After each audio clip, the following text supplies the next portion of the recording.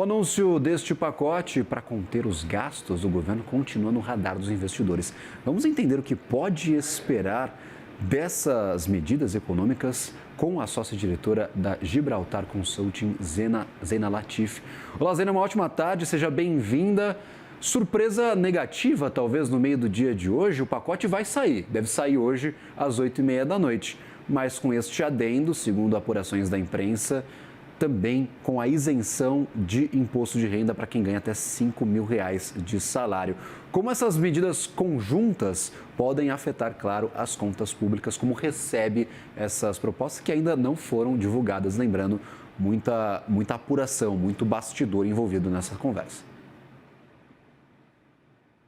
Eu acho que tem uma questão um pouco simbólica, né? Há uma expectativa já de várias semanas alimentada pelo próprio governo em relação ao pacote fiscal, que seria uma peça fundamental, ainda que não suficiente, para arrumar as nossas contas públicas. O que eu quero dizer é estancar esse crescimento da dívida pública como proporção do PIB, mas pelo menos reafirmar o compromisso com o arcabouço fiscal, que tem muitos problemas, né? Tem contas ali que não fecham, mas seria na direção de dar mais sustentação ao arcabouço fiscal. A gente sabe que qualquer regra fiscal, mesmo o arcabouço, que tem aquele foco na questão da arrecadação, sem contenção das despesas obrigatórias, né, contenção do crescimento das despesas obrigatórias, não tem regra fiscal que fique de pé, que funcione. Então foi dada essa sinalização, o mercado naquele momento se animou, né, e aí vai postergando. E aí justo, né, agora, que se aguarda definitivamente o anúncio, os detalhes, o impacto, vem essa notícia em relação à tabela do imposto de renda. Veja, é claro que tem cálculos políticos, né? Mas mostra uma certa insensibilidade em relação ao momento que estão os preços de ativos, as expectativas inflacionárias. A gente está falando de um quadro que cada vez mais a taxa de câmbio ganha uma rigidez, né, para o alto, né? Então não é mais um movimento só de volatilidade, mas é de fato uma maior rigidez. O mesmo vale para os outros preços de ativos, aqui eu estou me referindo com mais ênfase à curva de juros. As expectativas inflacionárias, tanto no Boletim Focus quanto precificadas, a gente vê cada vez mais uma rigidez maior, o que é um sinal de perda de credibilidade.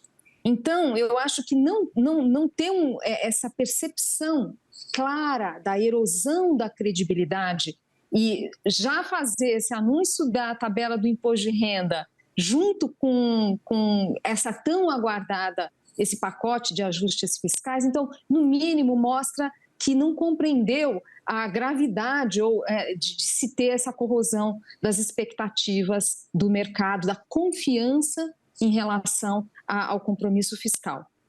O efeito seria mais sobre a confiança, como a senhora pontuou agora, do que sobre as contas. Esta isenção, essa mudança na tabela do imposto de renda, ela teria um efeito prático nas contas públicas, que seria danoso, que talvez, claro, dependendo do cronograma de aplicação desta isenção, pudesse neutralizar as medidas propostas para corte de gastos? Como que a senhora vê este balanço?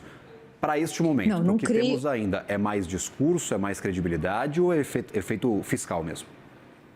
Sim, não, tem efeito fiscal. Claro que a gente vai ter que aguardar o que é exatamente essa divulgação, mas tem uma questão que é sensível, que é se essa isenção ela vale só para esse rendimento ou é para rendimentos a partir desses 5 mil, ou seja, se você extrapola para o restante. Então, uma pessoa que ganha, digamos, 20 mil, 200 mil, não importa, se nos primeiros 5 mil ela fica isenta. Eu não creio que seja isso, porque o que eu vejo dos especialistas é que aí seria um custo da casa de 80 bi, é o que os especialistas colocam. Então, eu diria que certamente não é isso, é mais limitado, daí seria algo como 10, 15 bi, alguma coisa assim que eu estou imaginando. Então, em princípio, que seja até inferior, enfim, vamos ter que aguardar. Mas não vem num bom momento, né? E, de novo, é um governo que tem sinalizado, pelo menos a julgar o que está saindo na imprensa, que em algumas questões, por exemplo, na questão da vinculação dos gastos de saúde, que seria importante, né? E educação, à receita, por exemplo, já foi sinalizado que não iria mexer. ou que a regra de ajuste do salário mínimo talvez não seja tão adequada. Então, já vinha tendo uma deterioração do que era o pacote inicial, né? Um temor de que ele saia muito mais magrinho. Então, veja, para um Estado tão deficitário, né, mesmo que seja uma renúncia que não seja absurdamente elevada, já conta, que a gente está ali contando tostões, né? Me desculpe aqui a linguagem, mas já está num quadro muito apertado e que, no fundo, necessita e que são medidas difíceis politicamente, claro que são, se fosse fácil outros teriam feito, é muito difícil mesmo, só que essa ideia de mudar regras de forma marginal para um grupo amplo era essencial. Conforme você vai tirando e ainda por cima coloca uma despesa a mais, realmente traz preocupação. Perfeito. Zena, a gente sempre fala que há duas batalhas aqui travadas pela equipe econômica. O primeiro, conter o crescimento dos gastos para conseguir cumprir com a regra fiscal. E o segundo é cumprir com o resultado primário. E este dependeria de mais receitas, de novas fontes de receita ou de um crescimento da economia que gerasse maiores arrecadações para o governo. Essa medida, talvez, de isenção do salário mínimo, isenção do salário até R$5.000, vai na contramão do objetivo principal do governo, que é zerar o déficit no próximo ano. A gente deve conseguir fechar este ano com um pequeno déficit dentro dos limites do arcabouço, mas para os próximos parece que o mercado está projetando cenários um pouco piores e sem nenhuma hipótese de zerar o déficit nos próximos 3 anos. Olha, eu acho que é possível, analisando isoladamente esse ponto dessa isenção do imposto de renda, é possível que venha alguma medida para compensar com taxação de outros grupos mais ricos. Acho que essa é uma possibilidade. Agora, eu penso que, mesmo que tenha sido um compromisso de campanha, eu acho que deveria ter se estudado mais esse tipo de medida.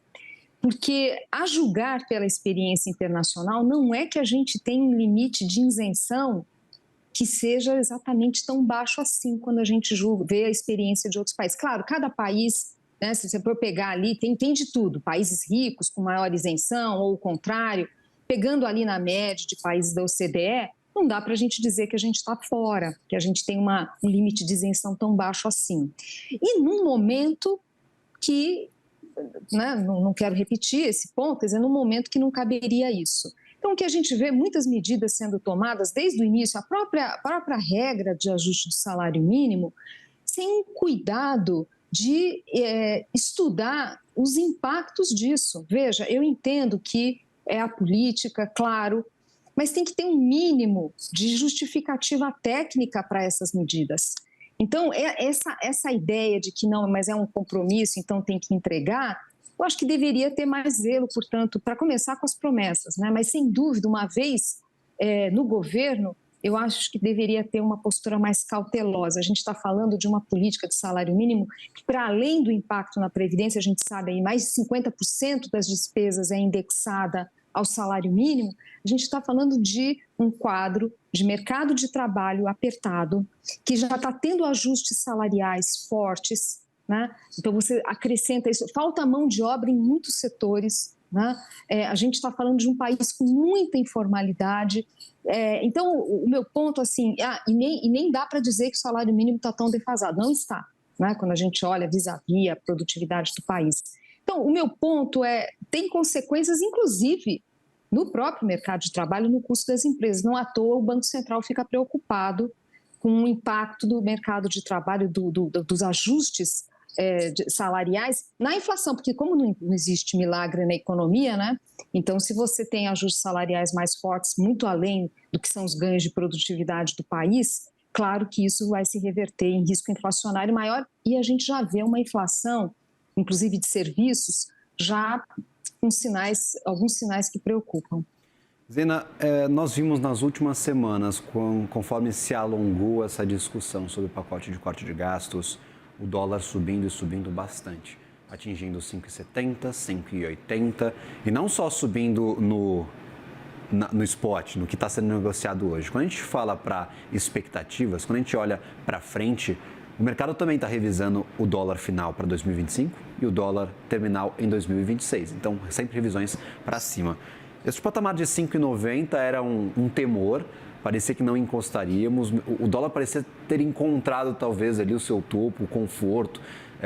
O investidor, o broker, qualquer um especialista que olhasse para o dólar falou, não, daqui parece que não vai, porque encostou em diversas ocasiões e não passou deste 5,81, 5,80. Agora, de uma vez, a gente vai direto para os 5,90. Isso pode afetar também perspectivas inflacionárias e dificultar a tarefa do Banco Central brasileiro para a gestão de Gabriel Galípolo, que começa a partir de 2025? Eu acho que já está atrapalhando. Quando a gente olha a dinâmica da inflação, é nítido ali que tem impacto do câmbio.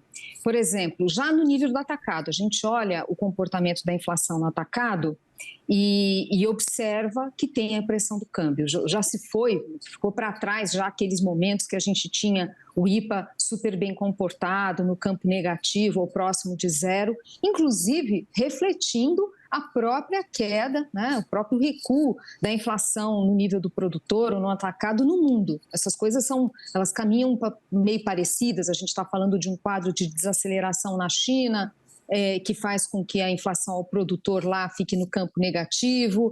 Isso influencia essa inflação no mundo, só que no Brasil a gente vê um certo descolamento e certamente está associado ao câmbio.